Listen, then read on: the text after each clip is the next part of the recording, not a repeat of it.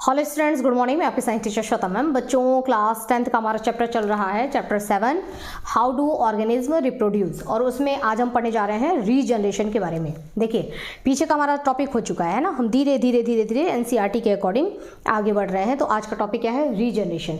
Regeneration का definition क्या होता है वो आपको वीडियो के लास्ट में पूरा थ्योरिकल मिल जाएगा, वीडियो के लास्ट में पूरा नोट्स मिलेगा, ठीक है। अभी मैं आपको समझा रही हूँ, ये एक्सप्लेनेशन का टाइम है ना, केवल समझा रही हूँ। तो देखो, रीजनरेशन क्या होता है। Hello students, good morning. मैं आपके साइंस टीचर श्वेता मैम। बच्चों, क्लास 10th का हमारा chapter 7 how do organism reproduce ये चल रहा है, जिसमें कि हमने लाइन से हम एनसीईआरटी के अकॉर्डिंग हम चलते जा रहे हैं, और उसी के अकॉर्डिंग आज का हमारा टॉपिक है रीजनरेशन, ठीक है। रीजनरेशन क्या होता है वो मैं समझा रही हूँ। रिटेन में अगर आपको रीजनरेशन का डेफिनेशन चाहिए तो वो आपको वीडियो के लास्ट में मिल जाएगा। देखिए, रीजनरेशन क्या होता है, तो रीजनरेशन का मतलब होता है वापस से जनरेट करना, ठीक है। वापस से जनरेट करना, यानी किसी बॉडी पार्ट्स को वापस से आप जनरेट कर ले रहे हैं तो इसको बोला जाता है रीजनरेशन। जैसे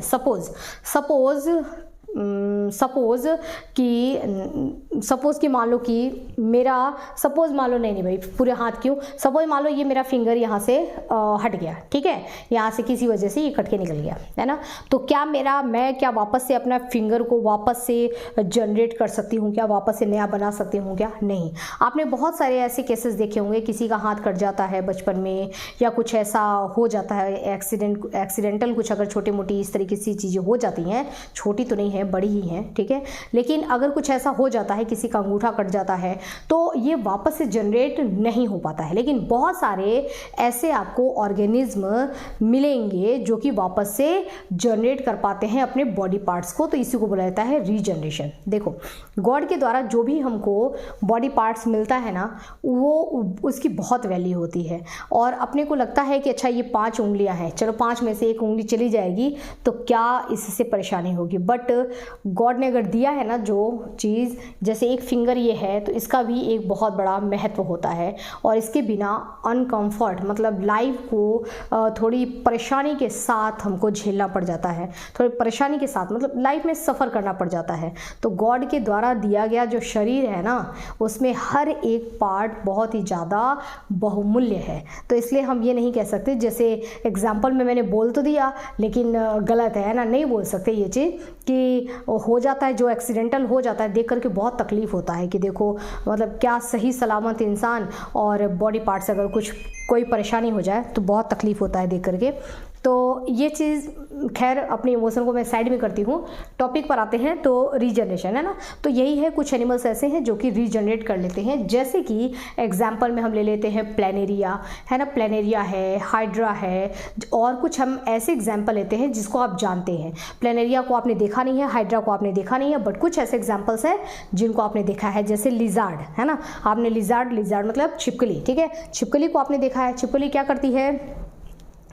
करती है कि उसकी अगर पूंछ, आपने छिपकली की पूंछ अगर पकड़ ली, ठीक है, और आपने सोचा छिपकली की आपने पूंछ पकड़ ली, और आपने सोचा कि भाई ये छिपकली जो है ना हमेशा बहुत तंग करती रहती है, इधर उधर हमेशा भागती रहती है, कभी ऐसा लगता है कि पैरों के नीचे आ जाएगी, आज मैं इस छिपकली को पकड़ लेता हूँ, ठीक है। आपने उस छिपकली को पूंछ से पकड़ लिया, है ना, और आपके हाथ में छिपकली का पूंछ है, और आप अपने बोल रहे हैं अपने फ्रेंड से कि देखा ये छिपकली ना बहुत तंग करती थी मुझे, आज मैंने इस छिपकली को पकड़ ही लिया, ठीक है, देखा। अब उधर से आपका जो दोस्त है, आपका फ्रेंड है, वो हंस रहा है तो ये सोचता है हंस क्यों रहा है तू, हंस क्यों रहा है? तो वो कहता है जरा अपने हाथ तो देख। अगर उसने अपने हाथ में देखा तो छिपकली, देखो ये ऐसे छिपकली है ना, और ये से बातें कर रहा है, देखा मैंने छिपकली के, हाँ आज मैंने इस छिपकली को पकड़ ही लिया, ठीक है। बहुत परेशान करती थी छिपकली, ठीक है, बहुत परेशान करती थी। अब क्या हुआ, अब उधर से उसका दोस्त देख करके हंस रहा है क्यों हंस रहा है तू? तो कहता है जरा अपना हाथ तो देख, है ना। ये देखता है, अरे छिपकली कहाँ गई, है ना।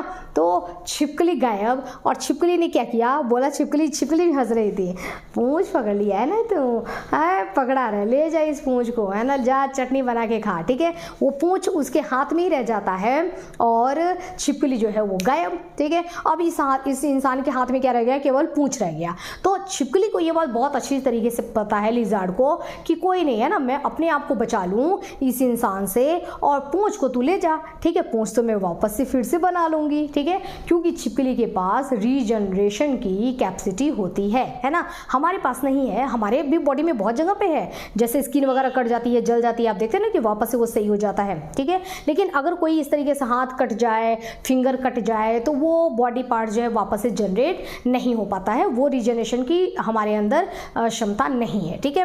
लेकिन छिपकली के पास ये क्षमता है कि वो अपनी पूरी पूंछ को वापस से बना सकती है, और उसी छिपकली को आप देखेंगे तो धीरे धीरे उसने पूंछ को जनरेट करना शुरू कर दिया, और जनरेट करते करते पूरा वापस से बन गया, है ना। तो री मतलब रीप्ले करो, वापस से प्ले करो, तो रीजनरेट करो, वापस से जनरेट करो, इसी को बोलेंगे रीजनरेशन। तो इसमें रीजनरेशन की क्षमता होती है। उसी तरीके से स्टारफिश है, स्टारफिश को आपने देखा होगा ना, तारा मछली है ना, फिश होती है, उसके बहुत सारे ऐसे ऐसे भुजाएं होती है, एकदम देखने में आर्म होते हैं बहुत सारे, देखने में बिल्कुल वो स्टार जैसा दिखाई देता है, इसीलिए इसको बोलते हैं स्टारफिश। उसके अंदर भी यही है, रीजनरेशन की उसके अंदर भी क्षमता होती है, हाइड्रा के अंदर रीजनरेशन की क्षमता होती है, प्लेनेरिया की होती है ना। तो ये सब मैंने कुछ एग्जाम्पल आपको लिखे हैं, ठीक है। अब हम देख लेते हैं, हमको जो उस सिलेबस में जो पढ़ना है, उस सिलेबस के अंदर प्लेनेरिया है कि प्लेनेरिया के अंदर हमको रीजनरेशन पढ़ना है। देखिए प्लेनेरिया जो होता है ना, एक फ्लैट वॉर्म होता है, यानी कि ऐसे चिपटा, है ना, चिपटा सा एक कीड़ा है, ठीक है। तो इसको हम बोलते हैं फ्लैट वॉर्म। ये कहाँ रहता है? ये पानी के अंदर रहता है, ठीक है। कहाँ, कौन से पानी में रहेगा? तो ये फ्रेश वाटर में भी मिल जाता है, मैराइन वाटर में भी, मतलब जो खारा पानी होता है ना, वहाँ पर भी पाया जाता है, ठीक है। तो ये पानी में मिलता है। देखो ये फ्लैट वॉर्म होता है, found in fresh water, marine water, है ना, इन जगहों पर ये पाया जाता है, ठीक है। एक विशेष बात इसके पास है, प्लेनेरिया के पास, कि ये कहता है ये immortal under the edge of a knife, चाकू की तेज धार के नीचे भी ये अमर है। अमर, इमॉर्टल मतलब अमर, अमर है ना, मरेगा नहीं, ये कुछ नहीं हो सकता इसका, और वो भी हम देखेंगे, ठीक है। तो ये क्या होता है? इमॉर्टल होता है, अमर होता है, चाहे आप उसके टुकड़े टुकड़े टुकड़े भी कर दोगे ना, तो भी क्या रहेगा? ये अमर रहता है। और इसकी लंबाई बहुत बड़ा ये नहीं होता, इस वजह से आपको दिखाई नहीं देता है, ये बहुत छोटा होता है ना। अगर हम देखें तो इसकी मतलब मिनिमम 3 और मैक्सिमम 15 mm का ये होता है, मिनिमम 3 और मैक्सिमम 15 mm लंबा ये होता है, ठीक है। और इसके पास ना स्पेशलाइज्ड सेल्स होते हैं, ऐसे ऐसे सेल्स होते हैं, कुछ स्पेशल तो है जिससे इसके अंदर रीजनरेशन की क्षमता होगी। लिजार्ड में भी कुछ स्पेशल तो था, स्पेशल बात थी जिससे कि वो पूंछ अपना बना सका। तो पूंछ बनाने के लिए सेल की जरूरत होगी, पूरी बॉडी तो सेल से बनी होती है, तो सेल सेल सेल सेल बहुत सारे सेल बनाते बनाते बनाते बनाते और वो पूरी पूंछ बना लेते हैं, ठीक है। तो कुछ स्पेशलाइज्ड सेल होते हैं, कुछ ऐसे स्पेशल सेल होते हैं जो कि उस बॉडी पार्ट्स को वापस से बनाने की क्षमता रखते हैं। तो उसी तरीके से इसके पास भी स्पेशलाइज्ड सेल होते हैं जो कि रीजनरेशन करेंगे, ठीक है। जो भी रीजनरेशन कर पा रहा है उसके पास वो स्पेशल सेल हैं जो कि कहते हैं कि ठीक है, हम डिवाइड होकर के और बहुत सारी ईंटें बनाते जाएंगे, दीवार वापस बना देंगे, ठीक है। इसी को हम क्या बोलेंगे? ऐसे सेल को स्पेशलाइज्ड सेल, कुछ स्पेशल सेल होते हैं। और इस तरीके से स्पेशल सेल में क्या होता जाएगा? सेल की संख्या बढ़ती जाएगी, है ना, increase number of cell, cell की संख्या बढ़ती जाती है। ये सेल फटाफट फटाफट डिवाइड होते जाएंगे, ठीक है। कहेंगे कि कोई नहीं, हम है ना बना देंगे वापस से पूंछ, तो वो क्या करेंगे कि डिवाइड होते जाएंगे, उनकी संख्या बहुत ज़्यादा ये बढ़ा लेंगे, संख्या बहुत ज़्यादा बढ़ा लेंगे। तो ये भी हो सकता है कि पूंछ बिल्कुल पहले जैसी न दिखाई दे। अभी हम इसमें प्लेनेरिया में वैसे देखेंगे, ठीक है, ये इसमें नहीं देख रहे हैं, हम प्लेनेरिया में ये चीज़ देखेंगे कि जो नए सेल बनते हैं ना, इतनी बार ये रीजनरेशन प्लेनेरिया में हो जाता है कि वेरियस सेल, है ना, डिफरेंट टाइप्स के, थोड़े से मतलब उसमें वेरियस का मतलब होता है थोड़ा वेरिएशन हो जाता है, थोड़ी सी चेंजेस हो जाती है सेल्स में। अगर थोड़ी सी चेंजेस होगी तो थोड़ा सा जो सेल का जो ग्रुप तैयार होगा उसमें भी थोड़ा चेंजेस हो जाएगा, ठीक है। तो वेरिएशन मतलब टिश्यू में भी थोड़ा वो टिश्यू वेरी कर जाएगा, थोड़ी डिफरेंट टिश्यू बनेगा। और अगर डिफरेंट टिश्यू बनेगा तो वो जो बॉडी पार्ट्स बना, ठीक है, वो उसमें जो डेवलपमेंट हुआ वो भी थोड़ा सा डिफरेंट बन जाएगा, ठीक है। तो पहले जो प्लेनेरिया था, रीजनरेशन करने के बाद जो प्लेनेरिया आया, उस प्लेनेरिया में पैरेंट प्लेनेरिया और डॉटर प्लेनेरिया में थोड़ा सा डिफरेंस हो जाता है। इस वजह से हम इसको रिप्रोडक्शन की कैटेगरी में रखते हैं, अदरवाइज ये रिप्रोडक्शन नहीं है, ठीक है। अब मैंने अभी क्या बोला है ना, उस पूरी लाइन को का आप इसको एक बार डायग्राम से समझेंगे तो आपको पूरी बात समझ में आ जाएगी। देखो मैकेनिज्म, आप प्लेनेरिया का मैकेनिज्म देखिए, ये रहा हमारा छोटा सा प्लेनेरिया, ठीक है। ये कौन है? ये पेरेंट प्लेनेरिया है, ठीक है ना, एक मतलब पेरेंट है ये। अब इसको जो है चाकू ले लो और चाकू लेकर के क्या करो, इसके टुकड़े कर दो। हमने प्लेनेरिया के 3 टुकड़े किए, ठीक है। एक तो प्लेनेरिया को हमने यहाँ से डिवाइड किया, दूसरा प्लेनेरिया को हमने यहाँ से डिवाइड कर दिया, ठीक है। तो ये हो गया इसका पहला टुकड़ा, ये दूसरा टुकड़ा और ये तीसरा टुकड़ा, ठीक है। हमने इसके 3 पीसेस कर दिए, मतलब इसको हमने टुकड़े मतलब फ्रैगमेंट्स, ठीक है ना। साइंस में टुकड़े नहीं बोलेंगे, उसको फ्रैगमेंट बोलेंगे। तो हमने इसको 3 फ्रैगमेंट्स में डिवाइड कर दिया, पहला फ्रैगमेंट, दूसरा फ्रैगमेंट और तीसरा फ्रैगमेंट, ठीक है। टुकड़े तो हमने कर दिए। बाद में हमने क्या देखा कि यहाँ पर इसके पास कुछ स्पेशलाइज्ड सेल हैं, ठीक है। तो ये वाले जो स्पेशलाइज्ड सेल होंगे, जो स्पेशल सेल है ना, वो सेल कहेंगे कि कोई दिक्कत नहीं है, ठीक है। बॉडी का इतना पार्ट तो चला गया है, इतना भाग तो चला गया है ना, हम इसको नया वापस बना देंगे। तो यहाँ से देखो सेल यहाँ से बनना शुरू हो रहा है, ठीक है। नया ये बनते जाएगा और पूरा प्लेनेरिया बना करके तैयार कर देगा। ये देखो है ना, ये बनते और पूरा एक नया प्लेनेरिया बना करके तैयार कर दिया। बीच वाला जो पार्ट होगा है ना, वो सोचेगा कि अरे यार ऊपर वाला पोर्शन और नीचे वाला पोर्शन तो गया, ठीक है। ये बीच वाला पोर्शन है, बीच वाला कहेगा कि ऊपर भी बनाना पड़ेगा हमारे को और नीचे भी बनाना पड़ेगा। शुरू कर दे इसने बनाना। यहाँ के जो स्पेशल सेल थे उन्होंने ऊपर से कंस्ट्रक्शन शुरू किया, यहाँ के जो सेल थे उन्होंने नीचे से कंस्ट्रक्शन शुरू किया और धीरे धीरे करते करते ये ऊपर का भी बन गया और ये नीचे का भी बन गया और ये देखो हमारा सेकंड प्लेनेरिया तैयार। थर्ड वाले को देखो तो इसके केवल नीचे वाला टेल वाला पोर्शन रह गया था, ऊपर का पूरा पोर्शन ये गायब है। तो ये यहाँ से कहते हैं कि हमारे को ऊपर की तरफ बढ़ना है, ठीक है।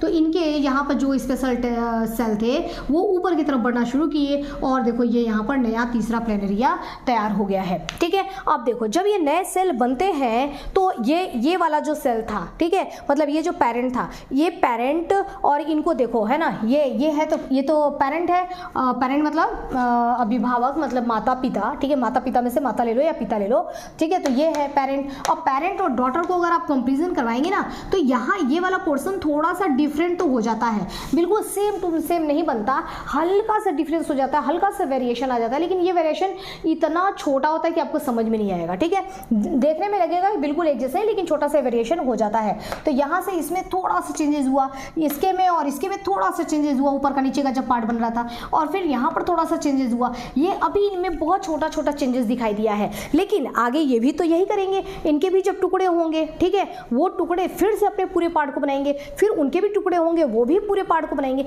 ऐसे ऐसे ऐसे ऐसे कई पीढ़ियां अगर चलती जाएंगी तो आप देखेंगे कि ये वाला, और मान लो कि ये तो हमने एक पीढ़ी को देखा कि एक पेरेंट से ये 3 बच्चे तैयार हुए, ठीक है। अब अगर इसके हमने बहुत सारे टुकड़े, उसके हमने बहुत सारे टुकड़े कर दिए, तो उस एक पेरेंट से, अब मान लो ये पेरेंट बन रहा है, इसके बहुत सारी संतानें तैयार हो रही हैं, तो वो बहुत सारी संतानें ना थोड़ा सा इस पेरेंट से क्या होंगी, डिफरेंट होंगी। और अगर उसकी पूरे संतानों को और इसको देखेंगे तो हमको इसमें एक चेंजेस दिखाई देगा कि ये वाला प्लेनेरिया के अंदर मतलब कि आप अगर साइंस की लैंग्वेज में देखेंगे तो थोड़ा सा चेंजेस दिखाई देगा। तो हम कहेंगे कि ये क्या है, रिप्रोडक्शन है। अदरवाइज रिप्रोडक्शन थोड़ी हुआ है ना, पूंछ उसकी छिपकली तो वही थी और उसके अगर नया पूंछ बन गया तो इसका मतलब ये थोड़ी है कि वो नई छिपकली तैयार हो गई, ठीक है। छिपकली तो वही है, तो उसने कुछ मतलब रिप्रोडक्शन किया क्या, रिप्रोडक्शन अपने जैसा उसने एक संतान बनाया क्या, बिल्कुल नहीं, उसने केवल पूंछ बनाया। बात यहाँ पर भी यही थी कि इसने क्या अपने जैसा संतान बनाया, नहीं है ना, इसने केवल नीचे का धड़ बनाया, ठीक है, इसने सिर बनाया और नीचे का धड़ बनाया, ओके।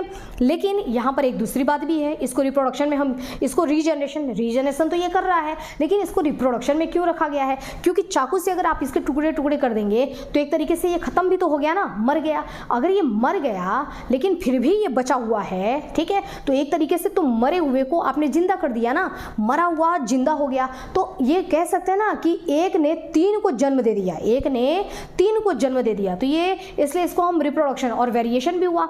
एक ने 3 को जन्म दिया, इसको तो मर जाना चाहिए था, लेकिन एक ने 3 को जन्म दिया और साथ ही इनसे जो बनी हुई संतानें हैं वो पेरेंट्स से थोड़ी डिफरेंट है ना, थोड़ी सी डिफरेंट हो गई इस वजह से, और पूरी संतान बनी है, केवल पूंछ नहीं बन रहा, पूरी संतान बन करके तैयार हो गया है, ठीक है।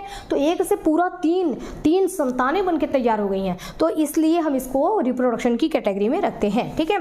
तो देखो अब ये वाला जो पोर्शन बनेगा ना, this changes takes place in a managed order. अच्छा एक बात और देखो, ये इसको पता है कि मुझे ऊपर की तरफ ही बढ़ना है। जो स्पेशल सेल है ना, वो स्पेशल सेल इतनी होशियार है, इन स्पेशल सेल को ये बात पता है कि नीचे वाला पोर्शन तो है, हमको ऊपर वाला पोर्शन बनाना है। इसी को बताया जा रहा है यहाँ पर कि मैनेज्ड ऑर्डर में बनते हैं। ये स्पेशल सेल एकदम दिमाग लगा के काम करती हैं कि भाई ऊपर जो पोर्शन गायब हुआ है, कट के निकल गया है, हमको वही बनाना है। ऐसा नहीं कि कुछ हम उल्टा पुल्टा बना दें और यहाँ पर प्लेनेरिया इसकी बजाय कुछ और किसी और तरीके का दिखाई देने लगे। मतलब कि यहाँ पर जो प्लेनेरिया का ये स्ट्रक्चर है, ये प्लेनेरिया का स्ट्रक्चर है ना, कुछ ऐसा दिखाई देने लगे कि इसकी यहाँ पर आंखें बन गई हैं, ठीक है, कुछ इस तरीके का कुछ ऐसा बन जाए। नहीं, ऐसा नहीं बनेगा, है ना, बिल्कुल अपने पेरेंट के जैसे ही बनते हैं। तो इन स्पेशल सेल्स को पता रहता है कि हमारे को नीचे की तरफ ग्रो करना है, इनको पता है कि ऊपर वाला ये पोर्शन बनाना है, ये नीचे वाला पोर्शन बनाना है। तो काफ़ी मैनेजमेंट इनका बहुत ही शानदार होता है, ठीक है। Regeneration is different from reproduction. Reproduction से तो थोड़ा सा ये अलग है, लेकिन फिर भी हम इसको रिप्रोडक्शन की कैटेगरी में रख रहे हैं। क्यों? क्योंकि इसमें वेरिएशन भी हुआ, ठीक है, पेरेंट और संतान में थोड़ी सी चेंजेस भी मिला, जिस तरीके से रिप्रोडक्शन में होता है। रिप्रोडक्शन में जैसे हम लोग अपने माता पिता के बिल्कुल फोटोकॉपी नहीं होते हैं ना, थोड़े हम लोग क्या होते हैं, अलग होते हैं। तो इसमें भी थोड़ा सा अलग हुआ, वेरिएशन होता है, इस वजह से इसको रिप्रोडक्शन की कैटेगरी में रखा जा सकता है। दूसरी बात, ये खत्म हो गया होता, लेकिन ये बचा हुआ है और बल्कि 3 को इसने जन्म दे दिया, 3 नए पूरे प्लेनेरिया को जन्म दे दिया, इसलिए इसको हम रिप्रोडक्शन की कैटेगरी में रखते हैं। लेकिन रिप्रोडक्शन से थोड़ा ये अलग तो है ना, लेकिन फिर भी हम इसको रिप्रोडक्शन कहते हैं, ठीक है। कंटिन्यू रीजनरेशन, बार बार रीजनरेशन होता जाएगा, तो इससे क्या होगा, एक दिन न्यू ऑर्गेनिज्म बन जाएगा। मतलब ये बिल्कुल इसके जैसा कैरेक्टर एकदम बार करते करते उसके जैसा कैरेक्टर नहीं रहेगा, है ना। वेरिएशन मतलब चेंजेस आपको देखने के लिए मिलेगा, ठीक है, क्योंकि ये जो स्पेशल सेल है एकदम से फोटोकॉपी नहीं बनाती है, देखने में फोटोकॉपी लगेगा बट उसमें थोड़ी सी चेंजेस हो जाती है, ठीक है। तो इसलिए इसको हम रिप्रोडक्शन की कैटेगरी में रखते हैं। अब मैं साइड हो जा रही हूँ, एक बार आप सारी इस पूरे पिक्चर को देख लो और रीजनरेशन का डेफिनेशन देख लो। उसके बाद आप जो रियल प्लेनेरिया होता है वो कैसा होता है ना, ये सारी चीज़ें एक बार आप पिक्चर्स ये देख लो। एग्जाम में अगर आपके आता है कि प्लेनेरिया रिप्रोडक्शन बताइए, रीजनरेशन के बारे में बताइए, तो रीजनरेशन का डेफिनेशन लेकर के एज इट इज़ जैसे मैंने ये लिखा है ना, बस वही पूरा का पूरा उतार देना है आपको, ठीक है। कुछ भी इसमें वो करने की जरूरत नहीं है, सारे पॉइंट्स आ गए हैं यहाँ पर, आपको बस इसको ऐसे कैसे ही लिख देना है, ठीक है। तो चलिए ये यहाँ पर डन हो गया। अब नेक्स्ट वीडियो में मैं बताऊँगी इसका NCERT रीड करके भी आपको बता दूँगी, ठीक है। मिलते हैं नेक्स्ट वीडियो में, तब तक के लिए स्टडी करते रहिए। Okay, have a nice day.